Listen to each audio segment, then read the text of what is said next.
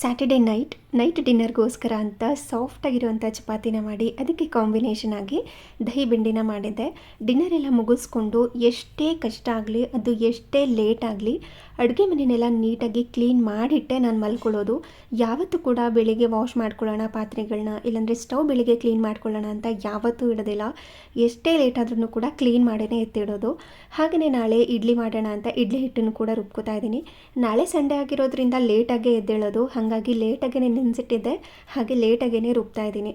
ಇವಾಗಲೇ ಉಪ್ಪನ್ನು ಕೂಡ ಹಾಕಿ ಮಿಕ್ಸ್ ಮಾಡಿ ಎತ್ತಿಟ್ಕೊಂಡಿರ್ತೀನಿ. ಸ್ವಲ್ಪ ದೊಡ್ಡ ಪಾತ್ರೆಗೇ ಹಾಕಿದ್ದೀನಿ, ಆದರೂ ಕೂಡ ಭಯ ಇರುತ್ತೆ, ಸಮ್ಮರ್ ಆಗಿರೋದ್ರಿಂದ ಬೇಗ ಫರ್ಮೆಂಟೇಷನ್ ಆಗಿಬಿಡುತ್ತೆ ಅಂತ ಒಂದು ಸ್ಟೀಲ್ ತಟ್ಟೆನ ಇಟ್ಟು ಅದ್ರ ಮೇಲೆ ಪಾತ್ರೆನ ಪ್ಲೇಸ್ ಮಾಡಿದ್ದೀನಿ.